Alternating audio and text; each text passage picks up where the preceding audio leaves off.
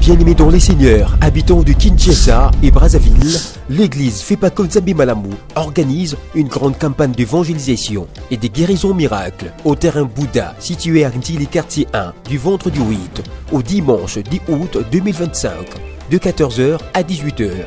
Sous les thèmes Jésus-Christ est le même hier, aujourd'hui et éternellement. Avec l'orateur principal, l'évangéliste international Erego Aïdini, le représentant légal de l'église Fepako Nzambe Malamu et président des églises Fepa dans le monde. Ne manquez pas à ces grands rendez-vous de miracles avec l'église Fepako Nzambe Malamu du vendredi 8 au dimanche 10 août 2025 au terrain Bouddha situé à Ndili quartier 1. Que le Dieu d'Alexandre Haïdi Nabala vous bénisse. Cordial, bienvenue à tous.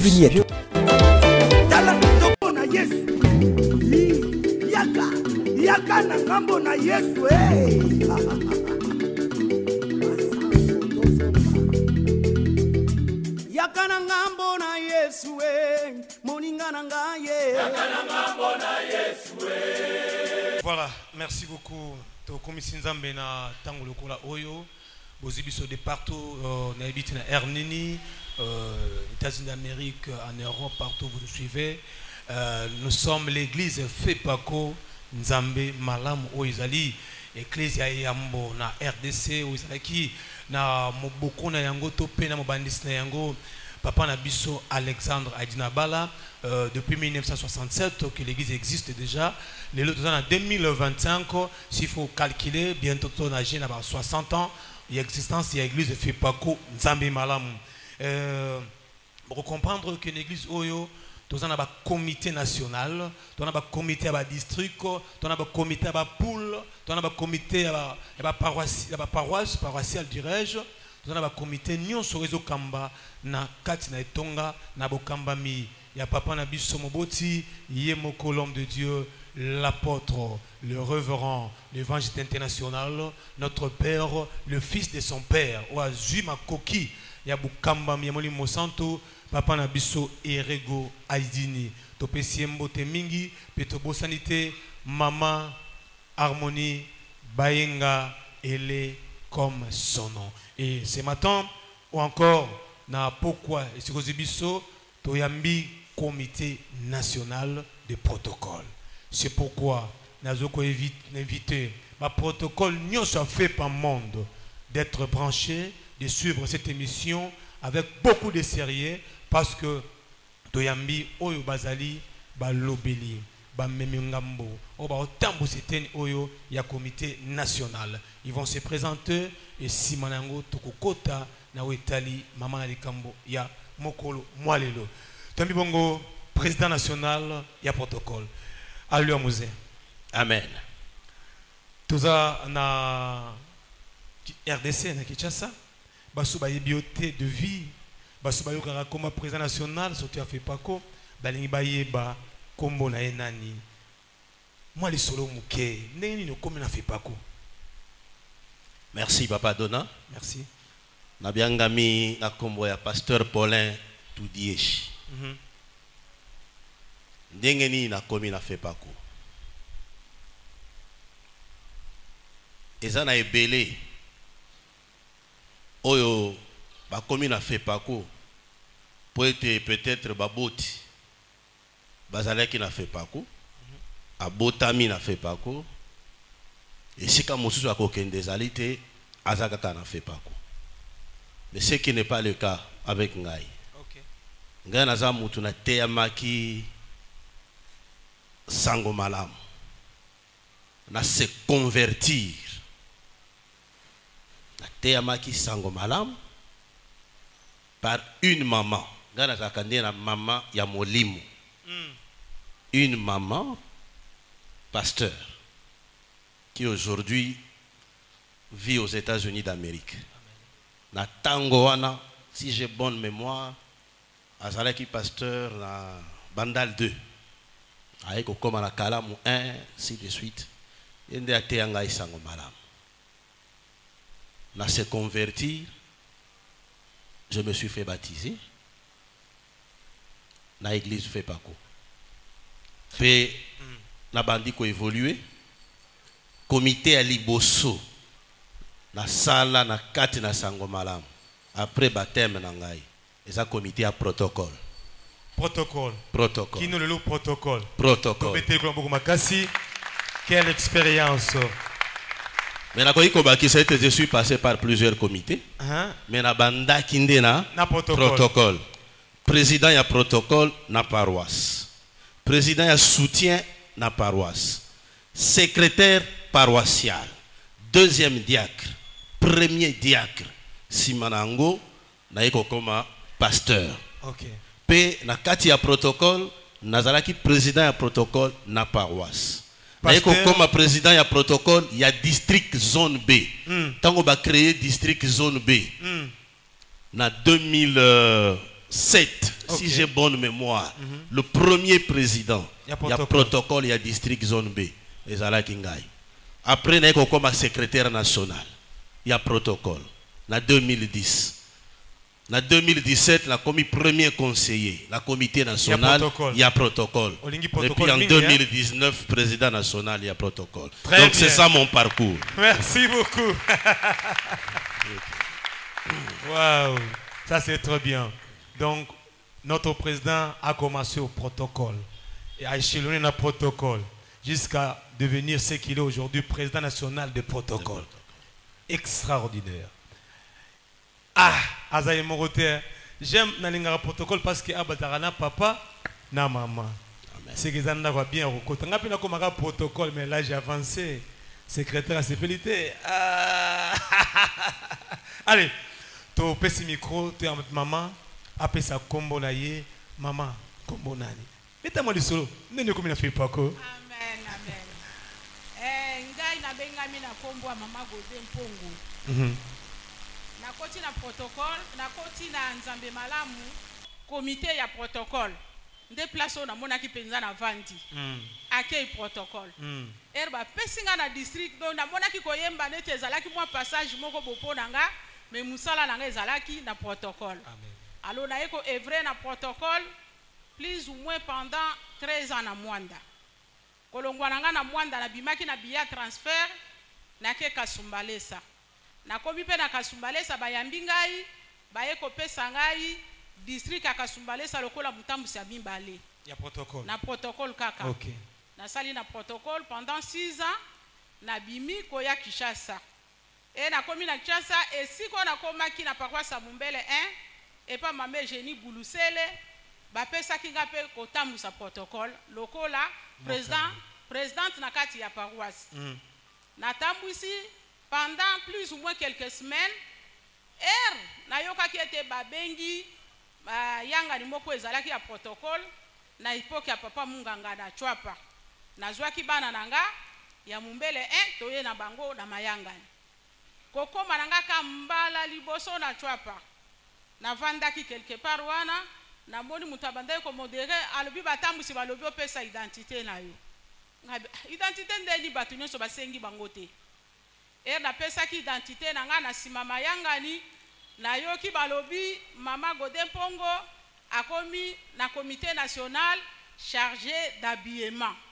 Na ebaki musala yango te habillement na kosala nini na bando somba bilamba na bando kosala nini balobi te habillement yonde muto bando kopona teni oyo biso nyonso to banda kolata. Donc ozali conseillère na habillement. Okopona teni okolakisa pe lolenge nini ya kolata yango nde na sali na musala wana pendant quelques années pe baye kotinda nga lisusu na district ya zone B lokola mutambusi ya mibale. Donc zone B penza eza likolo ha zone B kaka ils ont produit comme un protocole excellent. Oui, papa Munganga kotinda nga na zone B na papa Patrick na kendo kamba zone B na mama na biso Chantal. Mais na kendeki kuna na umela ki penza mikolote. Baye kolongola nga kuna na zongi susu na kati ya comité national toujours chargé d'habillement. Na vrai pendant beaucoup d'années na chargé d'habillement kilo nzamba papere gwa sali biso ngolu koyeba ko élever biso mukolo moko na lipasa nanga que j'aime beaucoup papa Paulin pe na nzela na ye na moni musala protocole penza ekoli kati na ngai donc likabu wana evandi penza sikoyo ya kokamba protocole jusque là tozaka kati na protocole tozo evre neteni yango. Très bien, tobetelier sumasi amboko makasi. Donc je pense que tu comprends que tu dois liboso bato baza expérimenter dans le domaine il y a protocole. Et c'est pourquoi n'ayez pas président Paulin de Kota Skola Malikamula Biso. Par rapport à votre histoire, nous voyons en vous qui le protocole là. Des fois, tu vois que le protocole est là, il y a des gens qui sont dans l'église. Nous voulons savoir les rôles. Il y a protocole. Protocole azana, il y a rôle dans les Merci papa. Liboso na koloba protocole eza musala ya bana mikete. Eza ya ba couche nyonso. Soki otali na kati ya comité na biso ya protocole, okokuta na ba mama, na ba koko, na ba papa, baza na kati, na bilenge mibali, na bilenge basi. Protocole tokobenga ngo porte d'entrée na église. Muto azoya na église, porte d'entrée na ye, eza protocole. Azana plusieurs rôles. La porte d'entrée. Il y a liboso, azana rôle, il y a accueil. Pour mutu azako ya na église. Mutu aliboso kokuta na ye na porte, eza protocole. Ata mutu aye dans une campagne. Et si ka kokuta po akota na porte d'entrée, akokuta ka protocole. Donc rôle ya liboso, ezali accueil. Koyamba. Ya mibale ko installer mutu wana ko pesa esika na kovanda. Ko maintenir ordre na katia milulu. Ko maintenir discipline na katia milulu. À part ça, protocole a pe na rôle moko technique. Asa na rôle moko technique. Pote po mutu ayambama. Azwa isika na kovanda. Esengeli isika kovanda babongisa yango. Voilà des rôles techniques. Par exemple, si tu as milulu minene ya libanda, protocole nde akoyamba bakiti a installer yango. Protocole nde akobongisa ete songolo akovanda kote oyo oyo akovanda kote oyo. Ba mama bakozala koto, ba papa bakozala koto oyo. Wana ikoti na rôle technique. À part ça, protocole a tapé un rôle moko sécuritaire. À ne pas confondre na service ya sécurité. Pour la carte na église, tu as un service ya sécurité. Bango baza na rôle na bango. Mais il y a ce qu'on appelle la sécurité protocolaire. Donc le protocole peut a veiller na kati na milulu na kati na koyangana. Na aspect au sécuritaire na koki ko beta moi c'était na aspect moko. Pour confusion ezalate. Rôle sécuritaire et protocole les autres se jouer ningini. Ceux qui boyent na église, même na koyangala, ils allaient pas vendredi, ils allaient pas dimanche. Vous allez vous rendre compte que dans moment il y a prière par exemple. Ceux qui balobi bokanga miso to bondela. Mais comment le ba protocole bakangi miso te. Bango bazotala. Donc, dans le moment où on a besoin de jouer un rôle sécuritaire. Parce que le moment où il y a prière, on ne fait pas quoi. Le moment où il y a prière, on est tous emportés. Parce que dans le moment où on a, muto aza mal intentionné. A koki pe ko salama be na tango wana. Et koki pe ko salama. Ba tentative wana est salama déjà. Pendant que l'on prie, muto à côté de l'église, on se dirigeait peut-être même vers l'hôtel. Bisika conducteur azali. Na moment wana esengeli protocole a joué rôle sécurité. Tango miso na ko fongwama. Ndia komona qu'il y a déjà un danger. Une fois na culte, parce que bato nyonso bayaka na culte, baza converti te. Une fois na culte, un voleur à kota. Et c'était toujours pendant la prière. Na moment ya prière, et c'est déjà le boko na poche à mutu, aïba téléphone abima na yango. Heureusement, protocole azala qui vigilant na rôle sécuritaire. Yango pende sala ka kesoki balobi tokei na mabolongo. Nyate na biso na doctrine na biso babandaka toke na mabolongo. Bato nyonso na kati na bakiti na mabolongo. Mais okomona ke protocole na tango wana ake na mabolongo te. Protocole akendaka na mabolongo tango toza na ba prière oya biso ya ba protocole. Mais tango azala musala na moma wana akokende te na mabolongo te. Bato bake na mabolongo ya tikali ya kovanda azotala. Azo assumer pe rôle sécuritaire. Wana un peu en gros rôle et protocole. Merci beaucoup, Président Paulin, parce que on décrit le rôle à protocole. Mais aujourd'hui, sans ignorer, vous savez que le protocole est belé. Pas bien dans votre église. Abina longue église pour le comportement, attitude, accueil à protocole. Mais tant que vous expliquez ce rôle, je vais maintenant entrer dans le fond. Est-ce qu'il y a un critère pour un protocole? Il y a un critère où il dit que il faut faire la protocole, ou faire la protocole. Parce que s'il faut sillonner plusieurs églises, même pas la nôtre, fait pas quoi, même en dehors, dans la longue église, pour un comportement, il y a protocole. Alors, par rapport à rôle Bolobi, est-ce qu'il y a un critère pour choisir un protocole? Oui, il y a des critères. Mon rôle, tu kolobera likambo ya accueil. Je crois que ndenge ozali wana papa journaliste. Soki okei ko rendre visite na moninga na yo. Lolenga ko yambela yo na ndako na ye. Dès l'entrée. Yango eko influencer lolenge okovanda na ndako wana na minute oyo okosala na kati ya ndako wana. Soki déjà yambi yo mabe. Ata oyaki po vendre ça pendant 1 heure. Oko changer avis. Oko tika lobi naza pressé. Zokande po bayamba ki yo mabe. Donc critère ezali. Protocole esengeli na kati na ye. Gentillesse ezala. Na kati na ye sourire ezala. Na kati ya protocole langage ya malamu ezala. Aza na langage te babengaka mingi na Kinshasa ya mbeli. Sinon roya ko kimisa mutu na église. À part ça, il y a aussi le comportement. C'est le protocole azarape exemplaire. Pour ceux qui ont exemplaire, à kokipe kokimisa mutu na église. Donc aspect wana ezape capital. Imaginez-vous mutu oyate ya misango malamu aye pour la première fois na église. Mais à moni protocole azo yambaye, ya monaki ye na bisika ya mabe. Mais aye komona ye mutu wana ndazo yambaye na kati na église. Est-ce que mutu wana akozonga lisusu na église? Non. Donc il y a quand même moi ba critère wana o esengeli te ba protocole ba remplir pour la jouer correctement rôle na bango. Très bien. Président Paulin, vous répondre bien.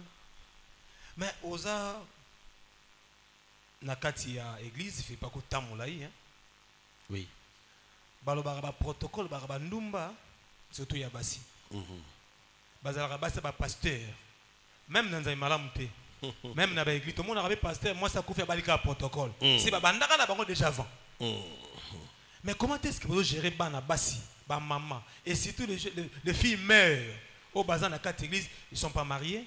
Ba lu kanon libala, mais aya ka veiller chaque fois. Na bombi parti na retour na maman.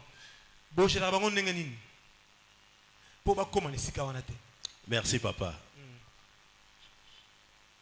Ya liboso na iteni oyo na zongeli lisusu kopesa matondi na visionnaire, le seul visionnaire ya église na biso papa na biso Erego Haïti.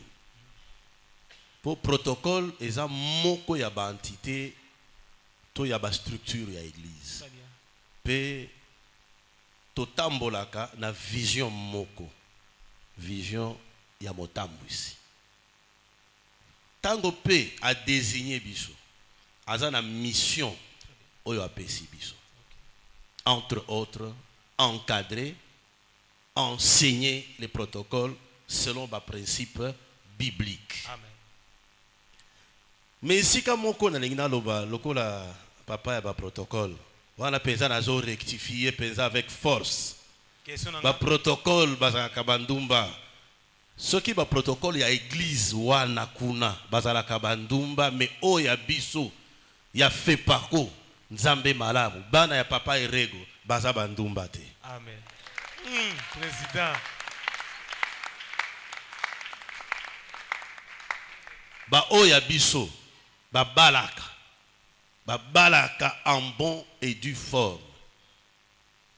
Nakoki même koyebisa yo ke so topesaka bakado na protocole bazobala. Mais na moment où toloba toza même na retard. Tokomi na retard na banyongo bakado ya kopesa. Pour la vitesse oyo mabala izo sala manakati ya Na protocole. Ouais. Vitesse bozo bongisa mususu aye na likambo ya mariage. Bozo bongisa mususu aye na likambo ya mariage. Moko otaye ko bala semaine passée. Semaine oyo mususu azo bala lisusu. Protocole kaka. Na 8e mois awa mususu azo bala lisusu. Donc ici quand on appelle na BTCT, baza ba ndumba te. Dans le lobby en général. Ah. De ici kawana. En général. Na lingi sika ici kawana na en général. Na lingi na clarifier ici kawana. C'est vrai ma particularité. En général. Allons-y. Et sa particularité peut-être ya mutu moko to mibale wana za comportement na ça n'engage pas les protocoles. Mais en général, ba protocole baza bandumba te. Baza bana bala kisami. Bazali bana malamu. Très bien. Alléluia. Amen. Voilà il a terminé na biso fait pas cause ame malamu. Mutu akoyi ko sala 1 heure de temps te azoloba sans que aloba alléluia. Il faut kaka aloba. Et c'est comme ça qu'on reconnaît mwana ya idi na bala. Aïe aïe aïe. Merci beaucoup président. OK, papa, bana na biso bala kisami. Soki omoni pasteur, oh moi sina ya kufi. Oh abali protocole. Après 3 mois abali protocole. Ezate ke ezali kambo e bandaki avant. Après une année abali protocole. Landa papa na ngai. Oyebi ke tango mariage moi si akufi. Na cérémonie wana kaka na cimetière. Eza na cérémonie moko esalamaka. Exactement. Même pas au cimetière. Déjà à partir ya morgue. Baye kolongola alliance. Balobi ko banda lelo okomi libre. C'est presque eza likambo ya 3 mois, 1 année, 2 ans. Alors, ceux qui sont au pasteur, natango wana miso na ye soukele pas ya protocole. Ma bezate. Même moi le président national il y a protocole. Ma femme, ma femme était protocole. Na bala ki protocole. Na bala kinde protocole.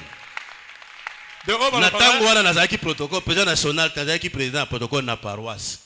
Mais moko ya bana nazaki ko kamba lokola protocole. Na bala ki lero bazo benge mama pasteur. Mais otaki na protocole. Papa problème ezate. Hein? Malamu kutu ko bana na biso na biso. Hein? Te papa, eza insisté.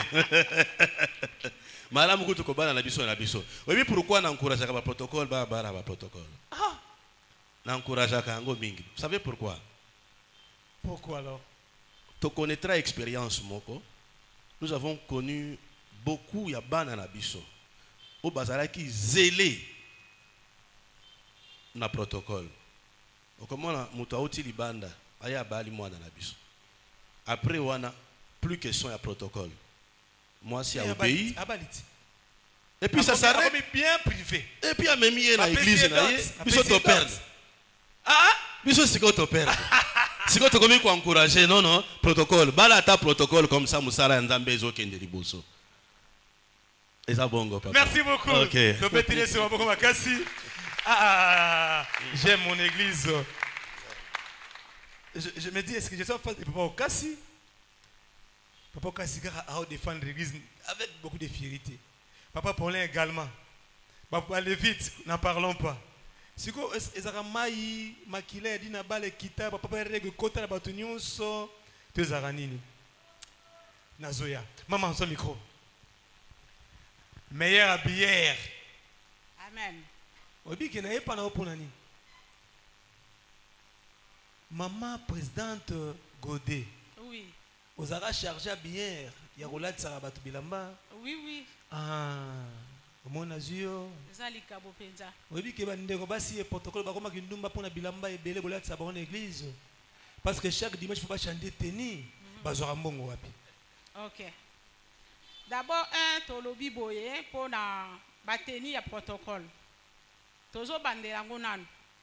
Teni ya protocole obiso tozo ko recommander bana esengaka te basomba yango cher pona kozonga nanu mwa nsima ere biso tozozwa baprotocole totenaka compte à critère moko il faut azala converti digne d'un enfant de Dieu ezocompacte en même temps choix ya bateni na biso po mwana na mwana s'adapter na yango bateni obiso tozokorekomande na protocole o tozosala choix po na protocole exigence nango ezali kaka moko ezala descente digne d'un enfant de Dieu po ezala cherté parce que tozali na ba o bazali na bozwi ya mukie surtout protocole mingi ezali bana classe bana mikie totenaka penza compte yeloko wana po na choix ya teni yango zomona ke protocole tolataka mingi ba couleur unie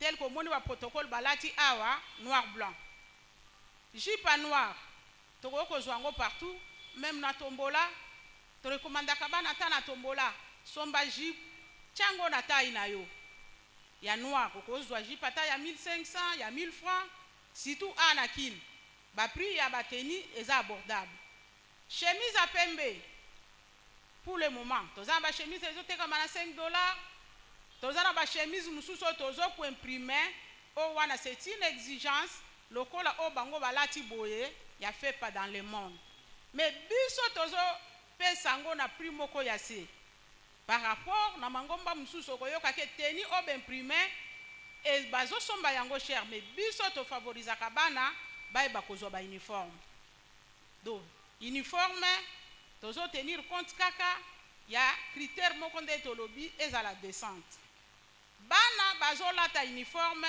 oyo ezosungete ba garder bonzambe na bango pe ba séduire te kaka ndengo lobi yango wana ezali interprétation ya batuke bana bazosala mobulu pona ba uniforme bano ya biso papa si alobaki baza bana mobulu te soki esala maka kote mususu me oya biso oya zangi biso moko batambusi tozana pona kosunga tosunga pona uniforme ezomonana papa Paulin mama Godé donc il y a pas match bano bazangi bayaka vers biso to benga kabango biso moko oya zangi poto pekisi bana bakendo senga na libanda bakendo ko poser ba problème na batu mususu après non yaka na kendo ko pesela yango esika bote yake pa na biso moko to kosunga pona uniforme très bien donc bana bakoki ko sala mobulu pona uniforme te bakoko ko sala kindumba pona uniforme te parce que nyonso ezali prise en compte na kati ya teni na biso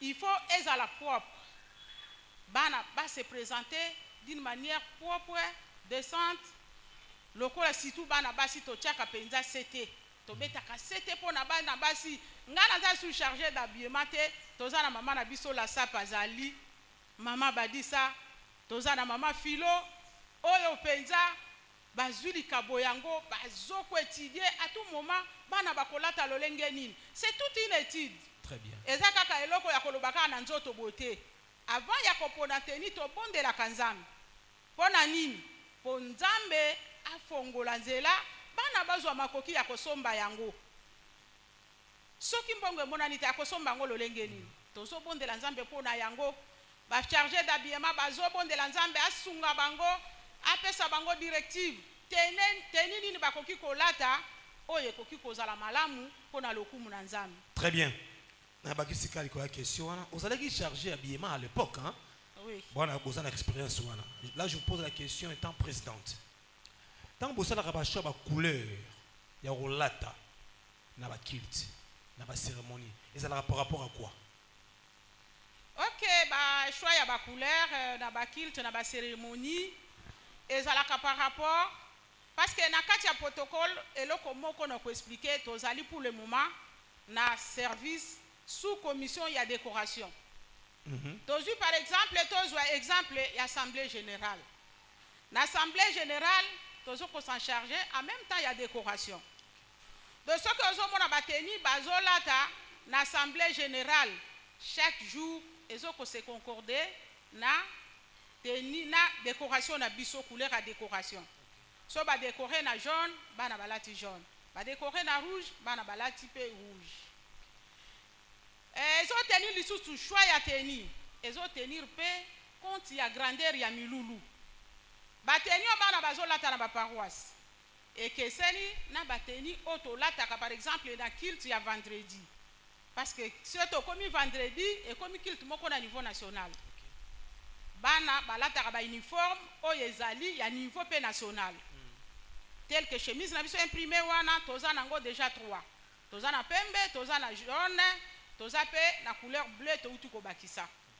Ba o wana ezali bateni o tozo lata na niveau national.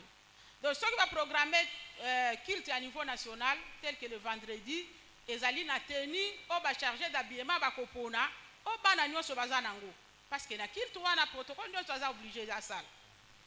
Soto ke na milulu ya libanda lokola na tozo kende na campagne boy. Ba chargé d'habillement ba proposer ba teni biso batamu si tu apprécier yango.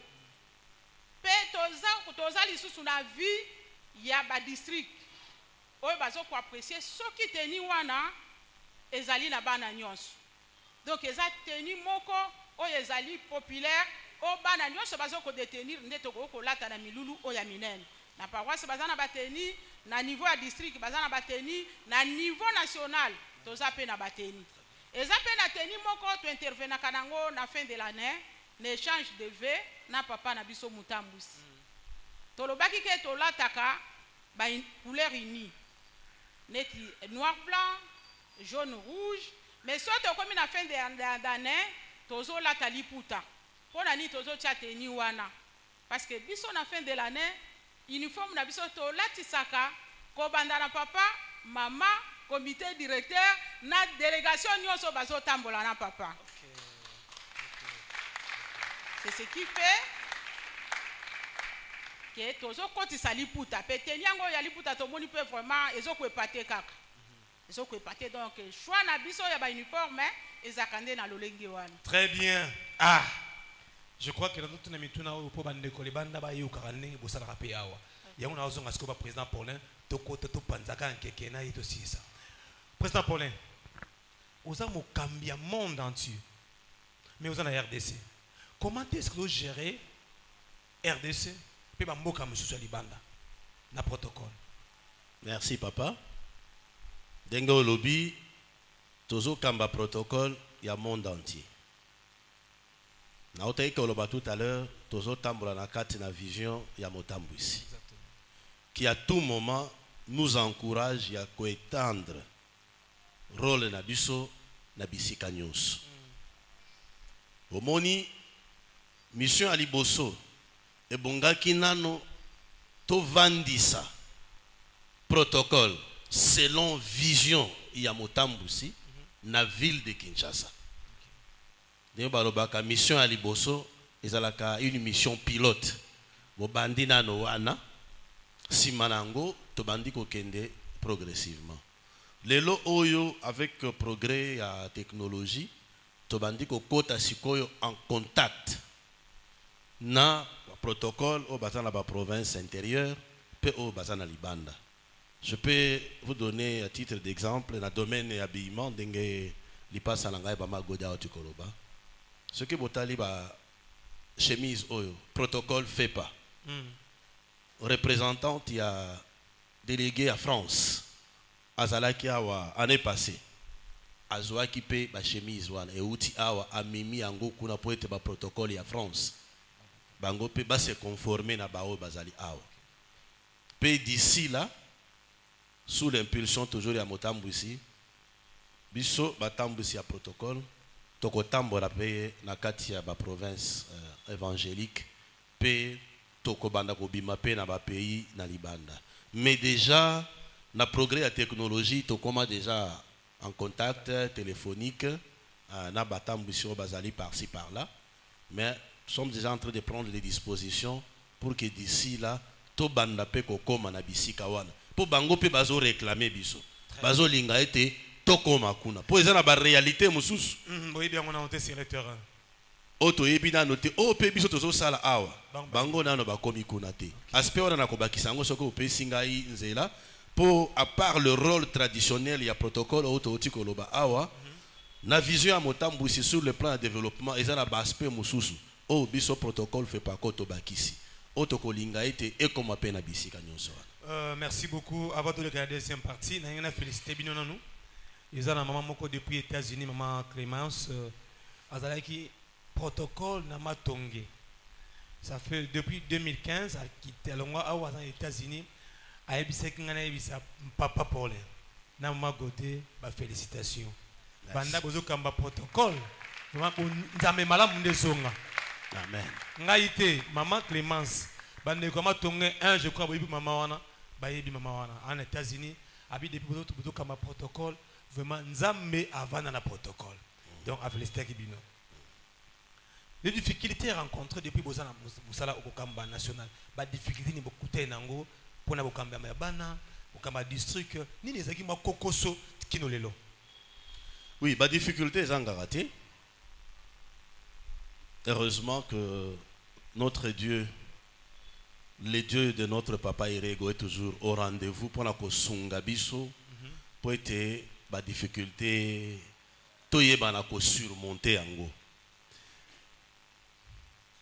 Na koki ko pesa ndakisa. Protocole azana musana yi. Koyamba, kotia ordre. Ko maintenir kimia pendant les cultes. Vous avez affaire na bato mosusu. Les gens beaucoup à difficulté. Koyambama et dépendra pe na tempérament ya mutu oyo bazo yamba. Na attitude na ye pe na comportement na ye. Par moment ba protocole bakutana kana ba difficulté wana. Moi tout à l'heure na introduction le bela ki likambo comportement ba protocole. Ah, on a un protocole parce qu'on a un langage mabé, on a l'ongoué dans l'église pour le protocole. Tokutana na baka andenge wana. Mais ceux qui yo mutambusi, o meki o landela, pour oyeba le pourquoi il y a réponse ou un protocole, à Pesaki, ok, vous découvrir autre chose. Protocole à l'obi, papa place yango vanda, te awa te ngai kakakuna. Mais il y a la consigne. Yo yebite pourquoi azolo ba vanda koto yo awate yo te awate kuna eza moko ya ba difficulté o ba protocole tokuta na kanango mingi na kati na musala na biso. Très bien, merci beaucoup maman Clémence Wasakumuna depuis les États-Unis. Je crois message est commis. Bande comment tongi un maman wana maman Clémence Wasakumuna depuis les États-Unis. En tout cas félicitations bino makasi. L'homme de Dieu, c'est la deuxième partie de je crois que tu as reçu l'émission pour tout sur la caméra et protocole. Et vous avez mal en mingi. Token la réalisation, tu as annoncé sport publicitaire, on a annoncé déjà le 8, le 9, le 10 août, à terrain Bouddha. Bien-aimés dans les seigneurs, habitants de Kinshasa et Brazzaville, l'église Fepa Nzambe Malamu organise une grande campagne d'évangélisation et de guérisons miracles au terrain Bouddha situé à Ndili quartier 1 du vendredi 8 au dimanche 10 août 2025 de 14h à 18h. Sous les thèmes Jésus-Christ est le même hier, aujourd'hui et éternellement. Avec l'orateur principal, l'évangéliste international Erego Aïdini, représentant légal de l'église Fepa Nzambe Malamu et président des églises Fepa dans le monde. Ne manquez pas à ces grands rendez-vous de miracles avec l'église Fepa Nzambe Malamu du vendredi 8 au dimanche 10 août 2025 au terrain Bouddha situé à Ndili quartier 1. Que le Dieu d'Alexandre Aïdi Nabala vous bénisse. Cordial. Bienvenue à tous. Merci réalisation. Allez, l'homme de Dieu. Tokena Bouddha. Nazotuna motuna pena awa ezu kaka poto bebisa kaka ebeba. Oyebi ke na campagne bato bayaka ebele. Tout le monde a rappelé na campagne moi ba désordre belé na protocole. Oya longwa wa kekuna surtout so monika mutakarati na bango atike sike batia ki. Amoni pasteur ya lingara mingi ake côté ya za beta matolo. Nini oyo bino lokola bakamba protocole. C'est vrai que l'événement passé ba rezala ki ezanga raté pour que tozonga na même même regretté, même dossier, pour mon perfectionnement, bien que nous sommes humains, qu'est-ce que le président, est-ce que moi, président, pour prévoir pour la récite de la croisade le 8, le 9, le 10. Et puis, est-ce que le protocole bazar appelle la vie de prière? Merci, papa journaliste. Yaliboso, réponse Yaliboso. Ezo yape à partir ya motuna ya mibale oyo tuni. Ngana likutuna bandela wana. Ceux qui va protocole bazalaka na vie de prière. Nde sika ndengina loba. Ceux qui va protocole ya kuna bazalaka na vie de prière te. Oya biso a fait pas contre Nzambe malamu. Bana ya papa Erego aidini bazana vie de prière. Chaque mois tozalaka na veillée de prière. Ba protocole tout ça la même ba retraite il y a prière. Imaginez-vous biso protocole bon papa tozo lo bango parce que dans la plateau les réalisations il faut les dire.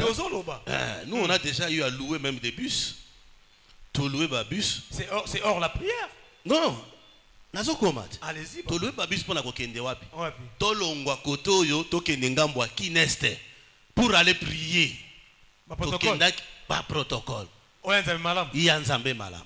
To louer ba bus. Ba répéter jeûne prière. Jeûne. Tokei penza jeûne. Na retourna mutumo na téléphone kalaté. Tokei ko prier côté à kineste. Donc c'est comme une forme et à retraite. Juste pour prier. Régulièrement.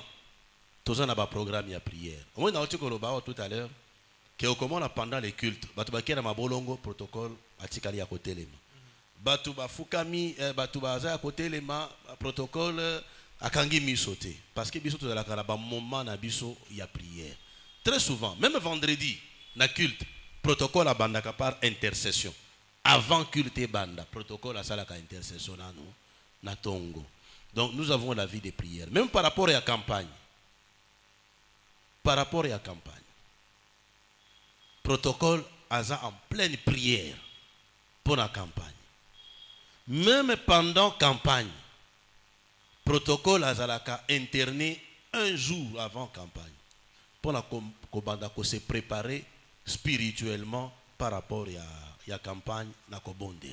Donc, protocole, tu as vraiment en pleine préparation par rapport à la campagne. Tu as se préparer spirituellement. Tu as se préparer déjà par rapport à la tenue. Tu as se préparer par rapport à la campagne.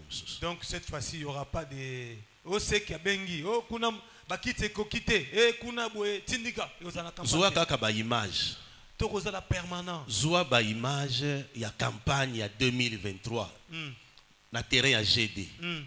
Référence. Zoa kaka ba image wana. Okomona professionnalisme. Il y a un protocole. Bana oya papa Erego. Il n'y avait pas de va-et-vient. Tout était en ordre. Zoa kaka ba image. Il y a campagne qui na terrain GD. Vous savez pourquoi je pose toutes ces questions? L'église ne fait pas quoi à l'église à Moukete.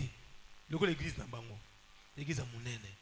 Lorsqu'on fait des choses, il faut juste payer la paix grand. Dans le niveau, dans biseau. Des fois, tu as un peu critiqué. Mais le président de Tigito, le président de Tigito, non, comme mon amour. Alors, Tigito, tu vas vendre dans le désordre. Et ça, la rabiso Sony. C'est pourquoi, la vérité. Et que, campagne Oyo, il y a un problème. En tout cas, campagne Oyo, il y a un problème. Parce que, il y a un protocole. Tous les moko ya bato bazote ya sango malam. Na campagne. À travers habillement na biso, à travers esaleli na biso, à travers ordre oyo tozotia. Donc il y aura pas de problème. Président, vous avez papa Erego. Autant la penser na une liste ni azaka non pas protocole. Papa Erego.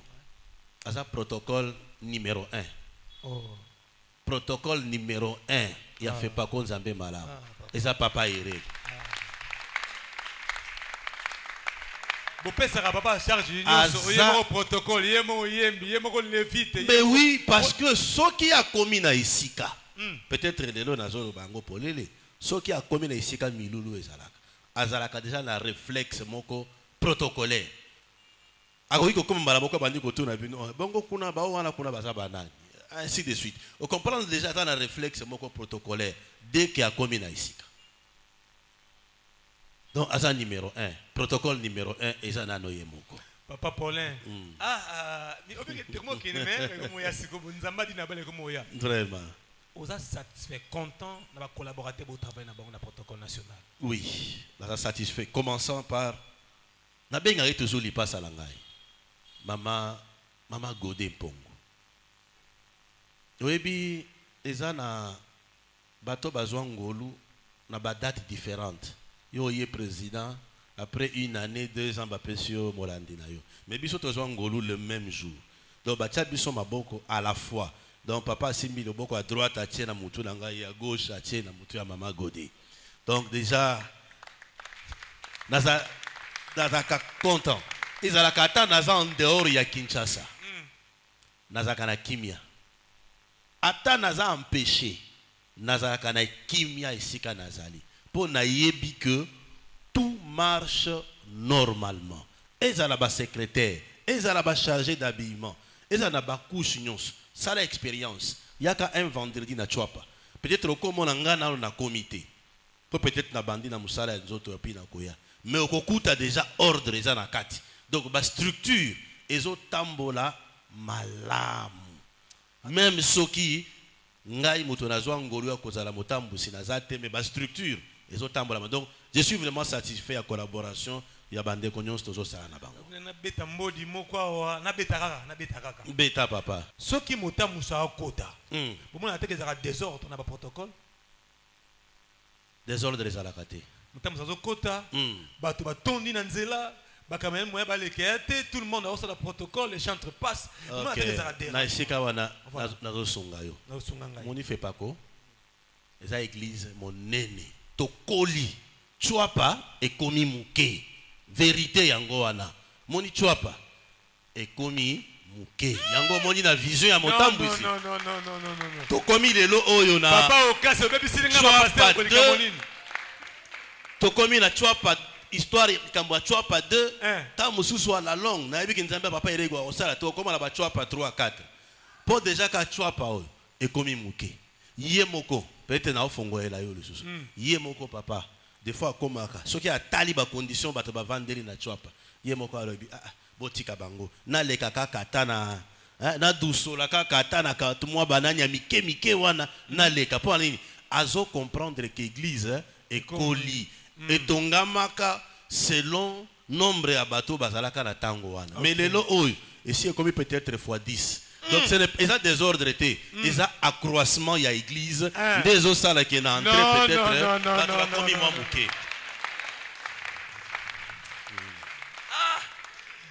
Référent pasteur Arsène Nukuma depuis les États-Unis, je vous salue. Oui, bien na on a le papa Okasi, il y a CG Adrien Olongo.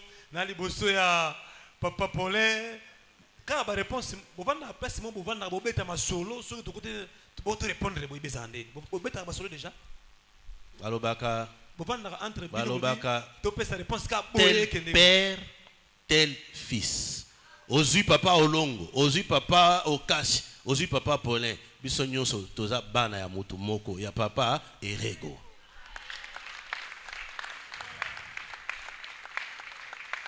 Non. Nzambe malam oyo ezeki za kozala. Po akokuta bato forme nyonso, lolenge nyonso, makamisi za awa, mais za kara bonzambe na yo. Yango zo ngolo olonga fait pas ko ça la perte. O ça les rire. Ekiza kitoko boyo tikango.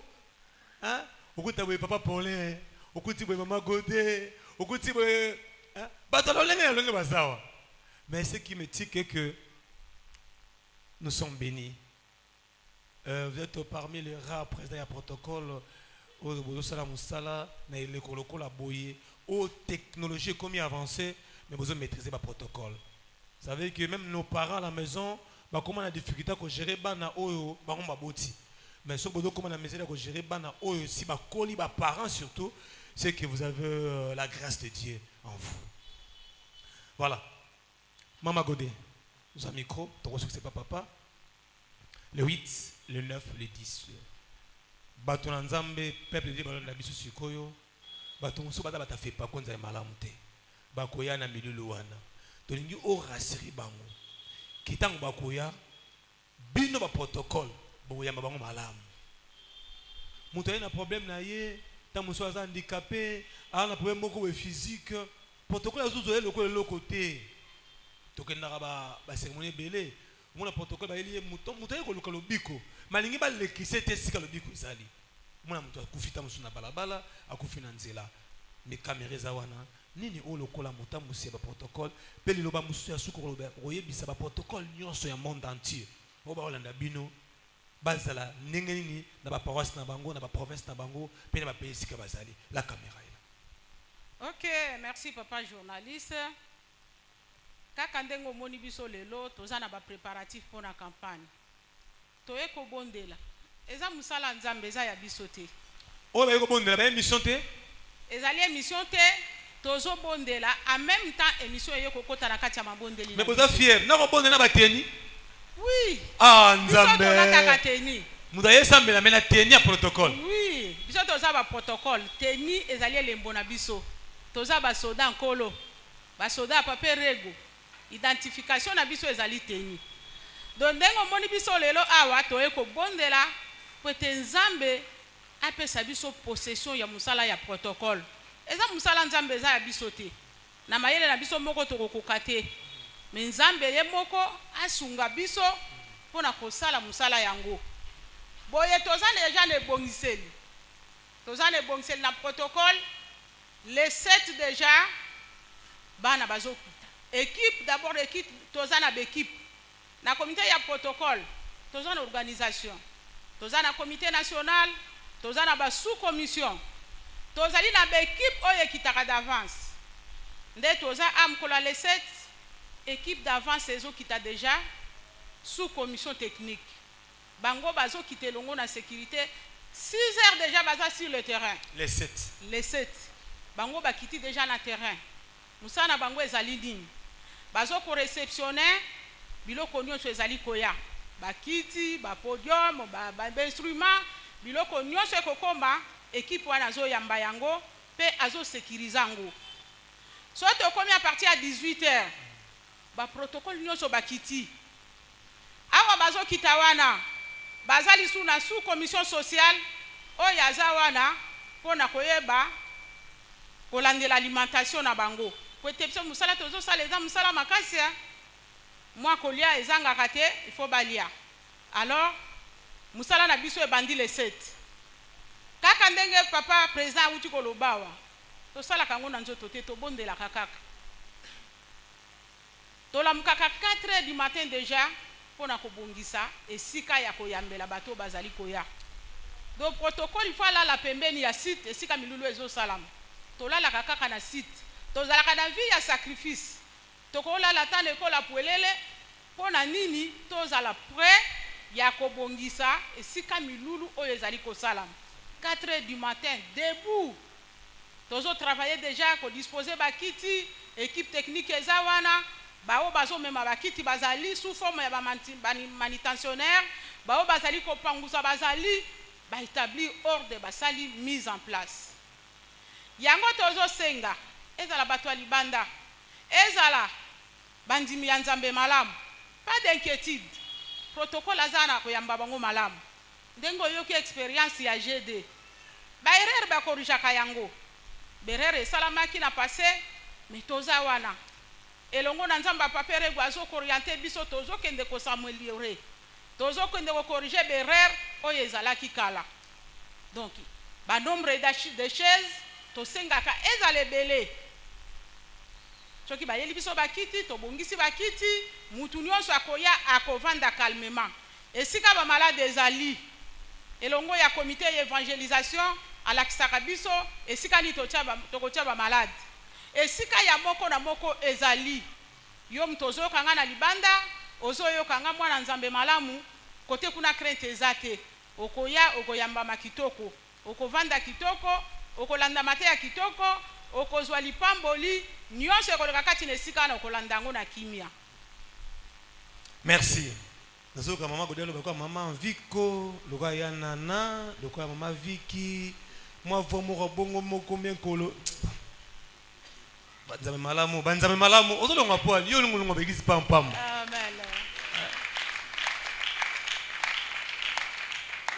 Baba tazua.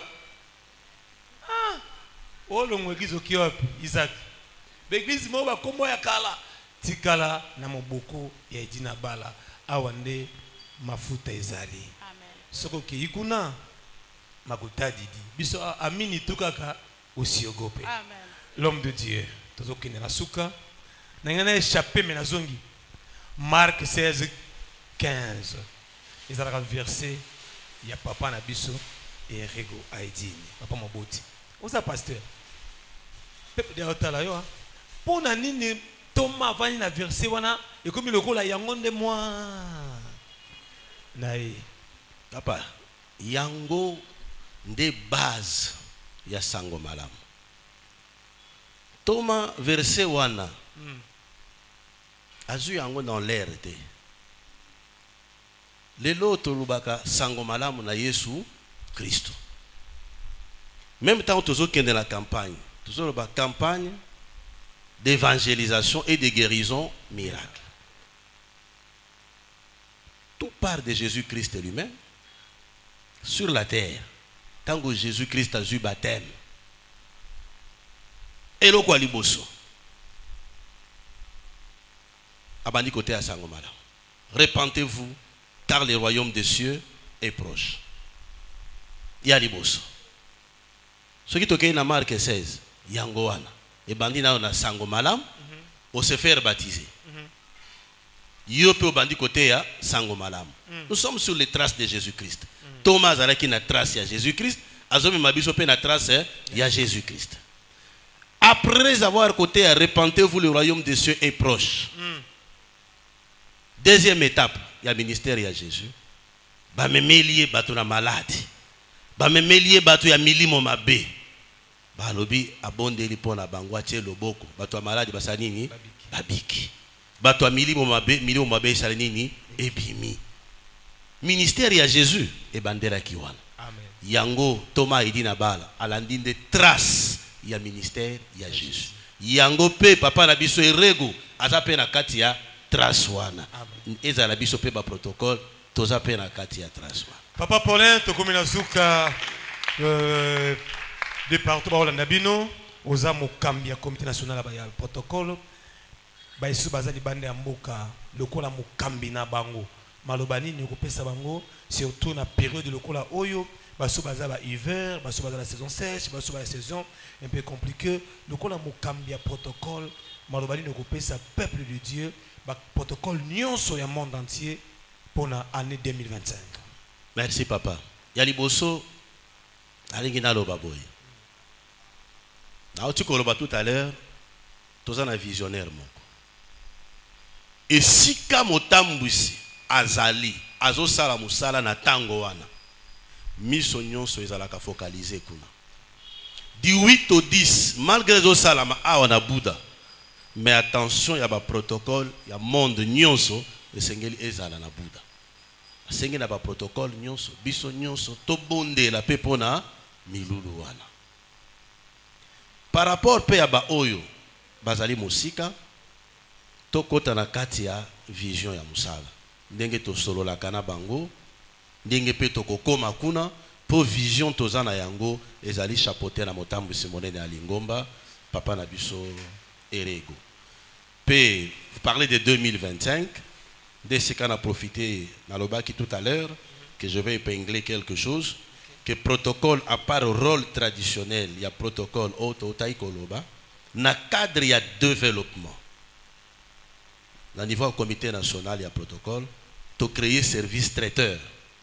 Aux ako gérer ba manifestation, il y a bisomoko ya église, et ça a payé ata neti mariage moko ezala qui semaine passée, service ezala couvert par service traiteur, il y a église fait pas ko nzambe malam. Même modérateur ou modéraki alobi ango polele liboso abato nyonso toza na service traiteur ozo ko na ba manifestation nyonso nous avons de bons cuisiniers de bons serveurs toza pe na ba matériel ya biso moko to luaka matériel te matériel ya biso moko ya église fait pas ko nzambe malamu à part on a to appel à service à décoration Toza mesure à la décoration, il y a n'importe quelle manifestation.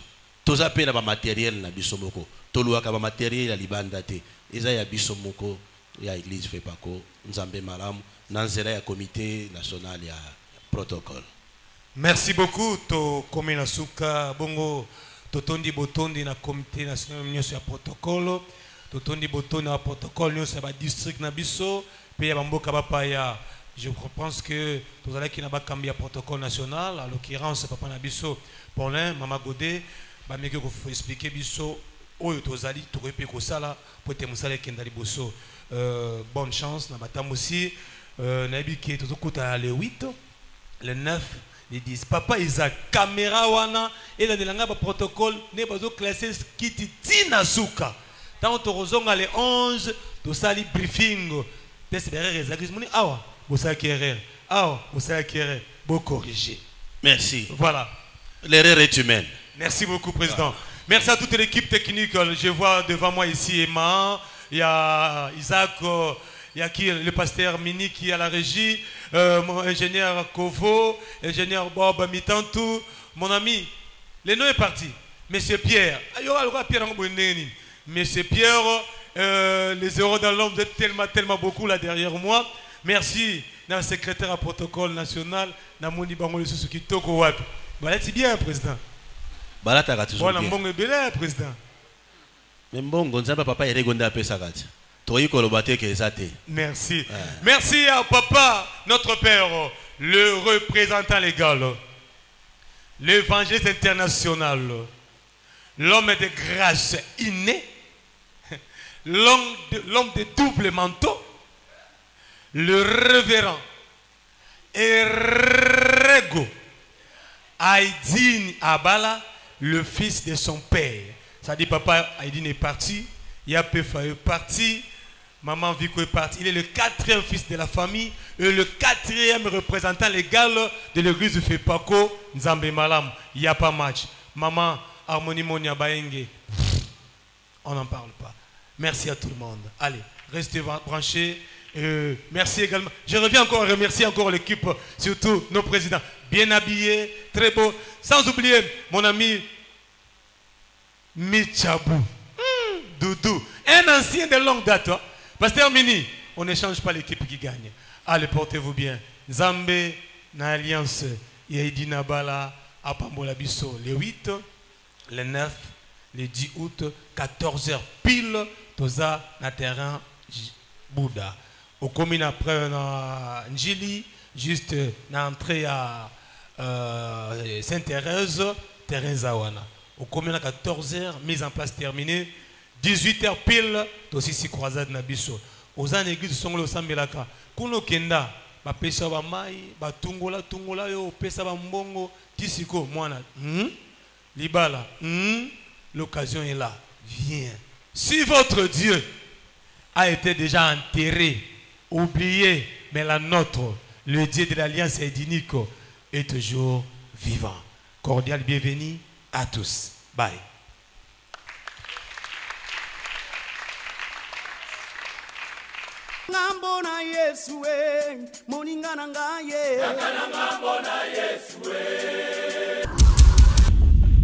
Bien-aimés dans les seigneurs, habitants de Kinshasa et Brazzaville, l'église Fepako Nzambe Malamu organise une grande campagne d'évangélisation et des guérisons miracles au terrain Bouddha situé à Ndili quartier 1 du vendredi 8 au dimanche 10 août 2025 de 14h à 18h.